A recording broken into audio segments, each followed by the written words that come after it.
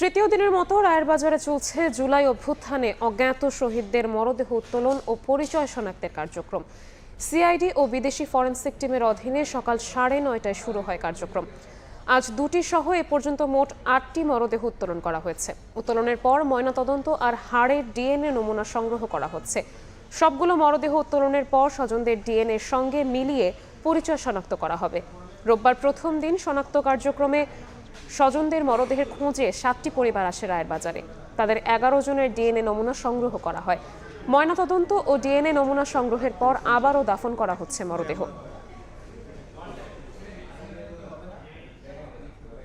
এই মুহূর্তে রায়েরবাজার কবরস্থানে আছেন সহকর্মী তাসনিয়া নিশাত মিম। সরাসরি যাচ্ছি তার কাছে।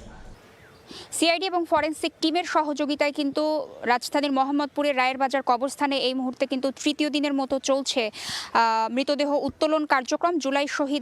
জুলাই আন্দোলনে যারা শহীদ হয়েছেন তাদের মধ্যে কিন্তু 114 জনের মৃতদেহ দাফন করা হয়েছে গত বছর এই কবরস্থানে, এবং অনেক পরিবারই কিন্তু দাবি করেছেন যে তাদের আপনজনের মৃতদেহ দাফন করা হয়েছে এই কবরস্থানে। সেই কারণেই কিন্তু তাদের মৃতদেহ জুলাই আন্দোলনে শহীদ হওয়া 114 জন যে শহীদ যাদের মৃতদেহ এখানে দাফন করা হয়েছে তাদের মরদেহ উত্তোলনের কার্যক্রম কিন্তু এখানে চলছে, এবং তাদের মরদেহ উত্তোলনের পরে তাদের ময়নাতদন্তের পরে হাড়ের ডিএনএ নমুনা সংগ্রহ করার পরে কিন্তু তাদেরকে আবারও ধর্মীয় রীতিনীতি মেনেই আবারও দাফন করা হবে বলে কিন্তু আমাদেরকে নিশ্চিত করেছে সিআইডি, এবং তারা যেটি জানিয়েছে যে আন্তর্জাতিক প্রোটোকল মেনেই কিন্তু শহীদদের মৃতদেহ উত্তোলন করা হচ্ছে।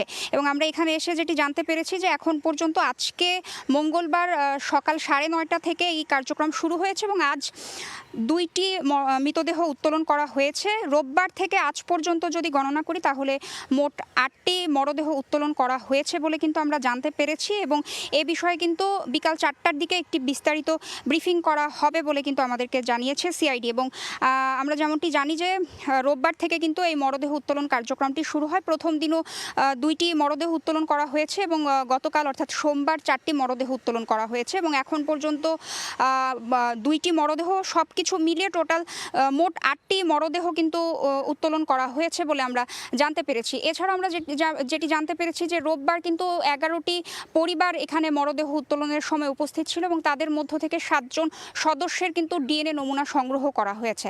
তো রায়েরবাজার কবরস্থান থেকে এই ছিল আমার কাছে সর্বশেষ। রায়েরবাজার কবরস্থান থেকে সরাসরি যুক্ত হয়েছিলেন সহকর্মী তাসনিয়া নিশাত মিম।